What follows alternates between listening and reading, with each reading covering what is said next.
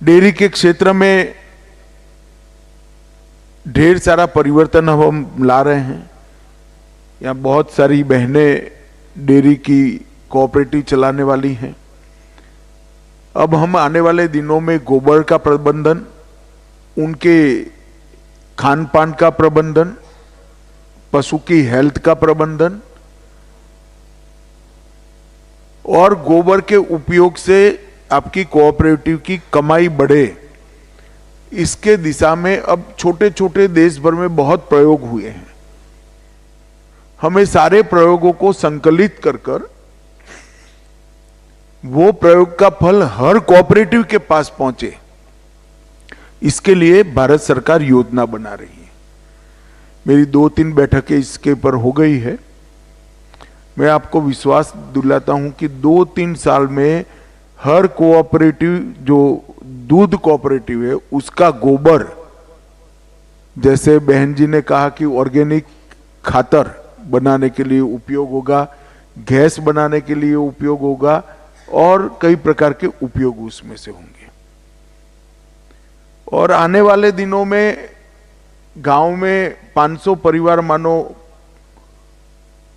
दूध उत्पादन का काम करते हैं। इसमें से 400 कोऑपरेटिव में होंगे, 200 प्राइवेट दूध वाले को दूध बेचते होंगे। उनके पशु के गोबर का काम भी हम कोऑपरेटिव को दे देंगे, उनके टीकाकरण का काम भी करेंगे, पशु आहार देने का काम भी करेंगे। तो सभी लोगों ने अपनी जिला डेयरी के साथ संपर्क बनाए रखें। 6 माह में सारी योजनाएं कॉन्क्रीट स्वरूप लेकर आपकी कोऑपरेटिव तक पहुंच जाएगी। परंतु मेरा आप सभी से, दूध उत्पादक मंडियों से आग्रह है कि त्रिभुवन काका की एक फोटो जरूर अपनी कोऑपरेटिव में लगाइएगा, जिन्होंने गुजरात की सारी कोऑपरेटिव की बहनों को इतना समृद्ध किया है। और उसी के पैटर्न पर, जैसे आनंद से बहन जी आई, उन्होंने क्या, इनके गांव में लाल बहादुर शास्त्री जी एक दिन रुके थे, त्रिभुवन काका उनके साथ में रुके थे और शास्त्री जी को उन्होंने कन्विंस किया कि ये सिर्फ गुजरात में क्यों, इसके आधार पर नेशनल डेयरी डेवलपमेंट बोर्ड बना और नेशनल डेयरी डेवलपमेंट बोर्ड से आज 19 राज्यों में इस प्रकार की कोऑपरेटिव दूध की गतिविधि चालू हुई।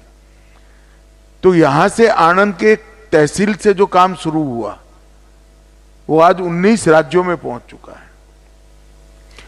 दूसरा, हमारे सामने बहुत बड़ा काम है और विशेषकर कोऑपरेटिव सेक्टर ने उसको सोचना चाहिए। मैंने तो तय किया है कि मैं जब भी रिटायर्ड हो जाऊंगा, मैं मेरे बाकी का जीवन वेद, उपनिषद और प्राकृतिक खेती के लिए खर्च करूंगा।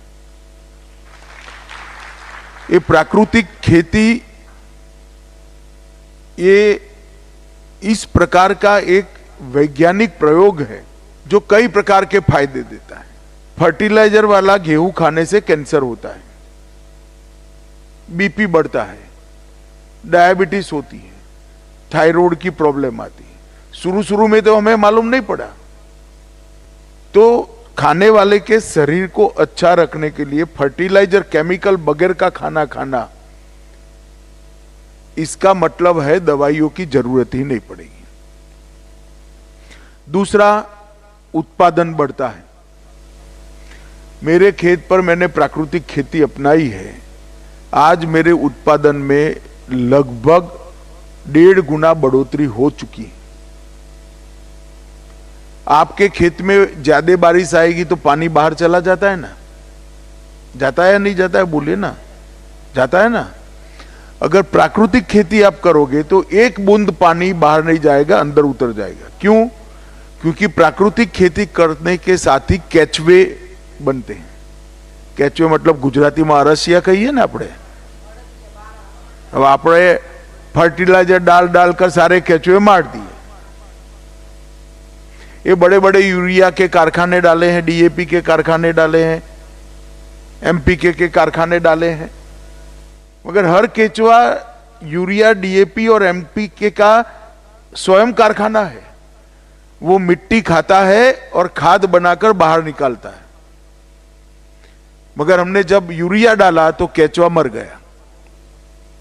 देसी गाय के गोबर से जो बहन जी ने प्रयोग किया है, जीवामृत और पेस्टिसाइड्स भी उसी में से ही बनते।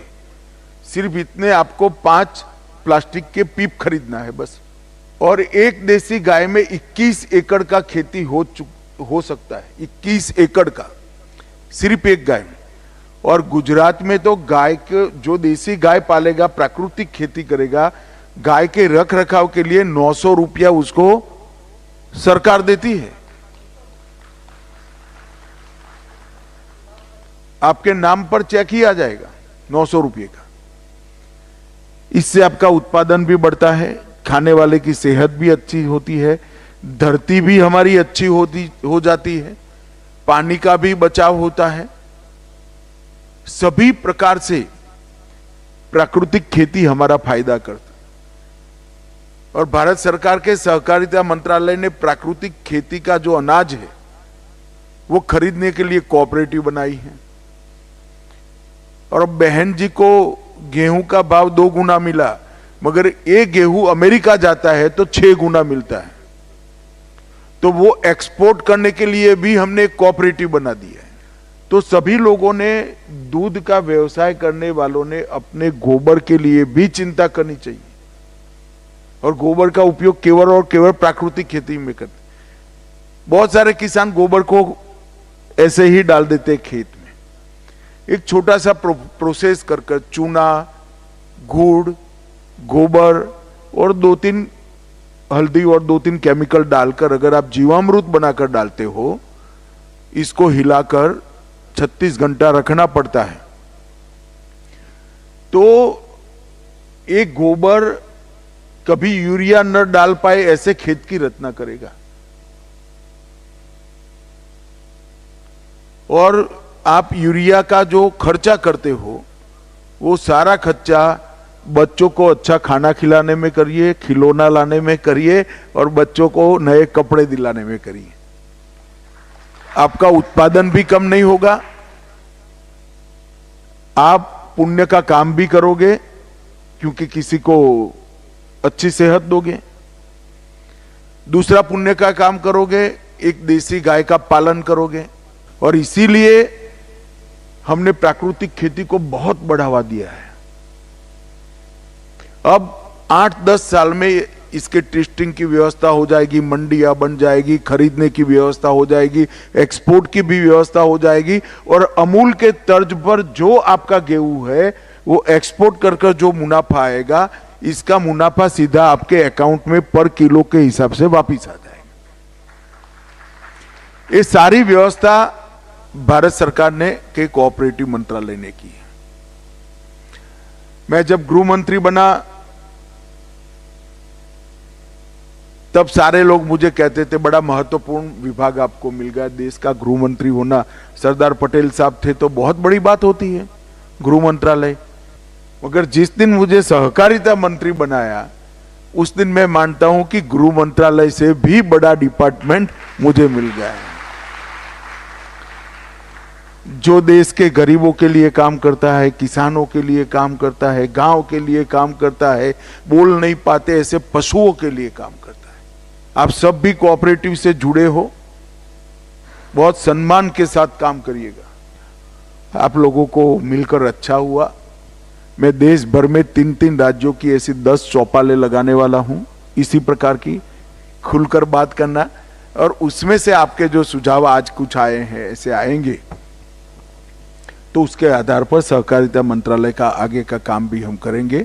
कुछ ऐसा लगता है तो मेरे नाम से मेरे घर के पते पर चिट्ठी भेज देना, मैं खुद पढ़ूंगा और आपको जवाब भी दूंगा।